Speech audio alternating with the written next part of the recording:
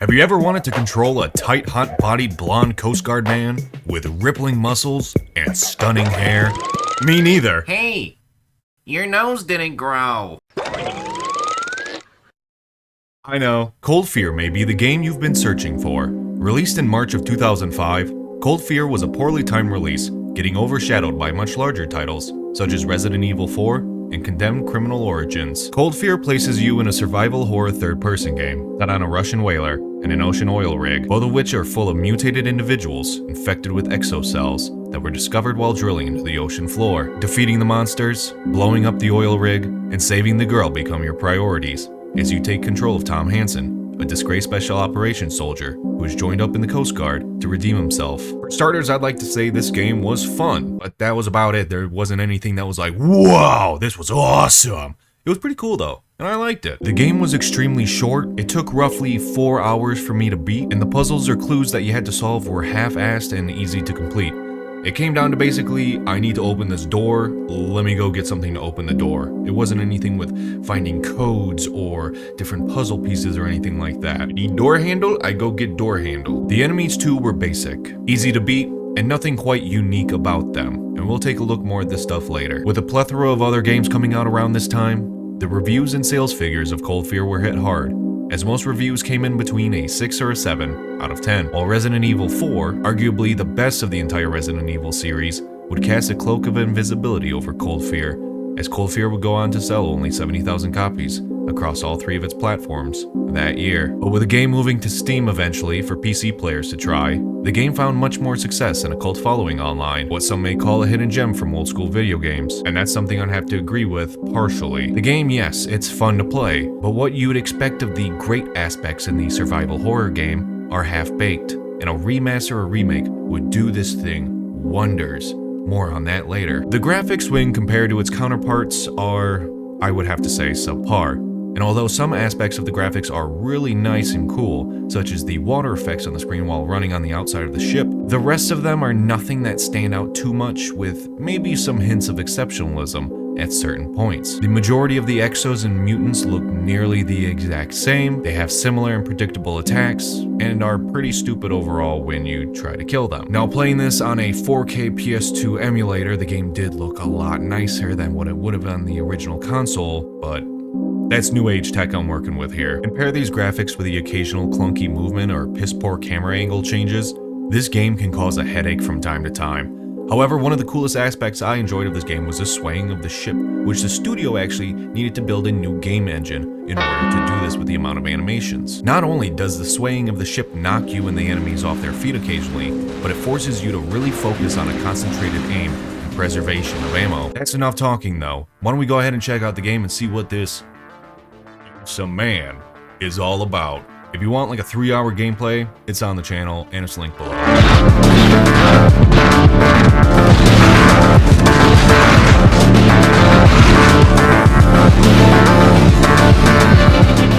The game centers around Tom Hanson, a Coast Guard member, boarding a Russian whaler called the Eastern Spirit, as distress signals pour in from a previous Coast Guard team who boarded the ship at the behest of Agent Bennett and the CIA. Upon the ship, you will have to complete the first half of the game before you make your way to the oil rig, the Star of Sakhalin, where you'll be able to defeat the final boss and escape safely. But first, you're gonna have to kill these guys.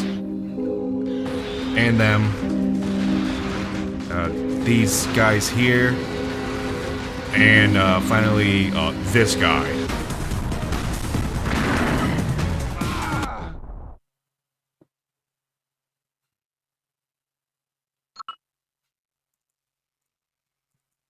Okay. Also, this is kinda scary. The missions are very easy to complete and shouldn't get you stuck for more than an extra attempt or two. Whenever I died, it was usually something really dumb and preventable, or due to something bad with the controls. Like when I aimed and my elbow hit an electrical box and shocked me and killed me. That sucked. And aboard the ship, the Eastern Spirit, you'll have a few primary enemies to face. Russian mercenaries, exos, and exocels. Oh, Lord. To escape the whaler ship, we have to first find an emergency radio code to the upstairs radio room so we can make contact with the person who sent us in, Agent Bennett. While searching for the code, we discover a girl named Anna, locked away for who knows what reason, but she hates us right now. Don't worry, Anna, we'll get to saving you soon. You stupid son of a whore! When I get Then fuck you too, bitch! That one kinda came from the soul. Once you contact Bennett, we must head back to the spot where we boarded the ship and find a man named Yusupov, who's looking a bit rough. Your life.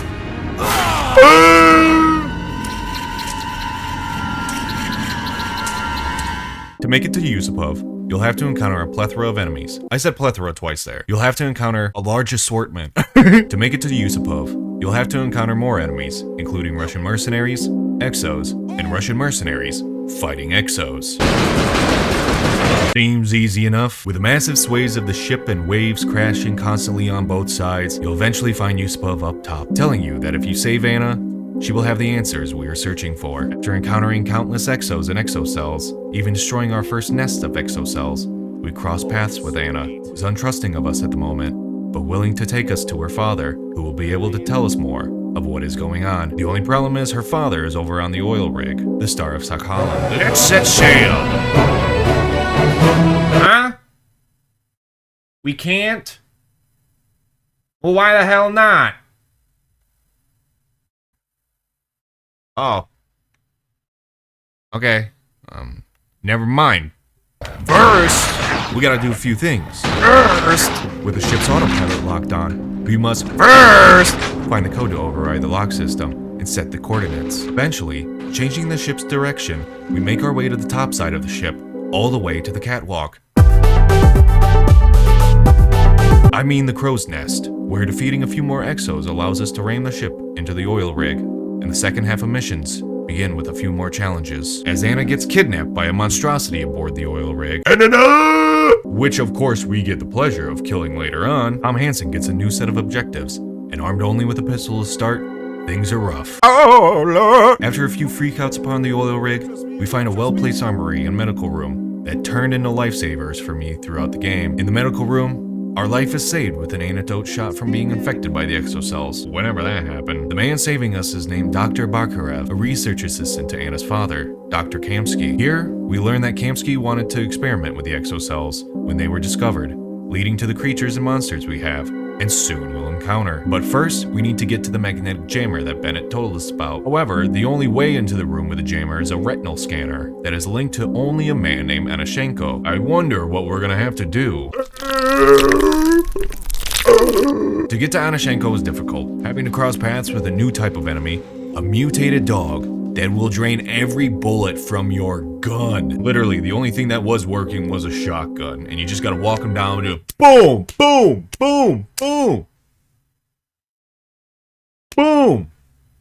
You know, eventually passing a laser minefield alongside vast amounts of exos and exocels, we get to Anashenko and his goons, who with proper aim are defeated easily, and these headshots are satisfying. After defeating him and removing his eye, we make our way to the magnetic field room, where after defeating a few more Russian mercenaries, Set him on fire! we're able to destroy the jammers and get back into contact with Bennett. But before we do what he wants, Anna has to be saved again, as she becomes infected by the exocels. Finding the antidote took some time, having to cross rickety bridges with waves crashing over them, deranged exos going crazy, plenty of exocel nests, and a new mutant called the Exospectre, which blends in well with its surroundings, unless exposed by steam, or a few good shotgun slugs to the body. Or you could do what I did, I just got scared, I had low health and no ammo, so I just ran right past them, and that's okay to do. You don't have to defeat every enemy in this game. If that upsets you, I'm sorry. Not. Anyways, passing through a medical examination room and a morgue, we get to an experimental room, where the antidote is ready for us to use. But first, we have to go back through all that crap. Fun stuff. This was where the ammo conservation hurt, as one of those big-ass armed mutants nearly killed me, as... Never mind, Exospectre's got me. Soon, we make it to Anna, and administer the antidote to save her life. However, we pass out again, only to awake to her missing. Damn it, Anna! Stop. After tricking this big boy, we make it finally to the trusted armory and medical room I was talking about earlier, and we're able to regain our lost health and re-up our ammo supply. But watch out for this guy.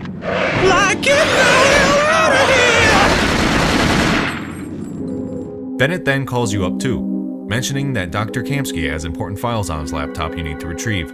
But while that's the most important thing to him, your goal is to find Anna and save her again before getting away. Passing through morbid scenes, gruesome death, in a room with bodies hanging and chained to the ceiling, we get to the soldiers' quarters after sneaking in through a bathroom vent where a lot of those exos were taking a good long dump, I'm assuming. While retrieving the files, Bennett keeps pestering us until Tom Hanson makes up his mind to instead blow up the oil rig and everything on it, including the data that Bennett wants. To do so, we must trust Anna with blowing up the rig. We'll get the C4 charges, and she'll mark the spots for us to explode, bringing down the entire operation. Once we get the C4, we traverse around the rig, placing and detonating the C4 charges one by one, encountering exo-mutants of all kinds, exocels, specters, shades, and more. The enemies become a bit smarter and harder to kill. But don't worry, you're Tom Hanson. You can do anything!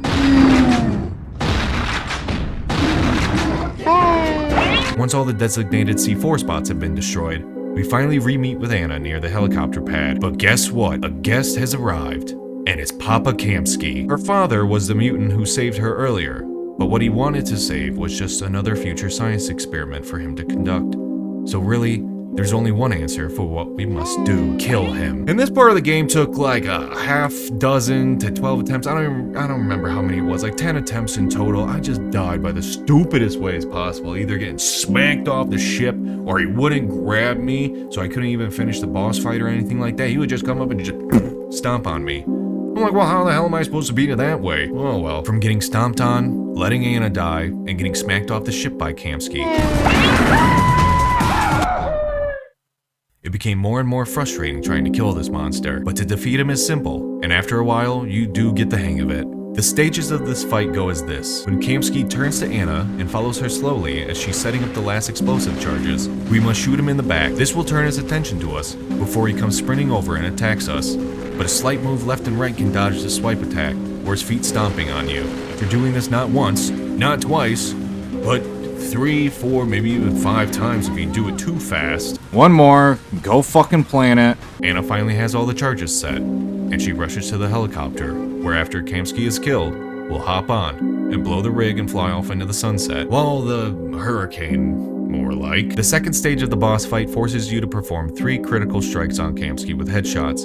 To do so, we have to get grabbed by him, and that was a bitch sometimes, as he'd swipe to grab me, miss, and then proceed to just stomp on my head, killing me instead, and I'd have to restart the whole boss fight again. Make sure to spam the critical strike button, the right bumper, R1, whatever it is on your controller that you're using, or if you're on a keyboard, spam it, because I had hit it like 500 times, just. And finally, after 3 headshots, Kamsky is defeated. Goodbye, Papa. Our 2 heroes fly off into the storm, putting an end to the cold fear aboard the now sunken Russian whaler and oil rig. Congrats, Tom Hanson. You beat the bad guy, and you got the girl. Yay! And now you've got my attention, as over the last few months it's kind of been rumored that Atari, who just purchased the IP rights for this game, when they pulled the game off of Steam, it's kind of rumored that they're going to be making a remaster of this, or just remaking it entirely.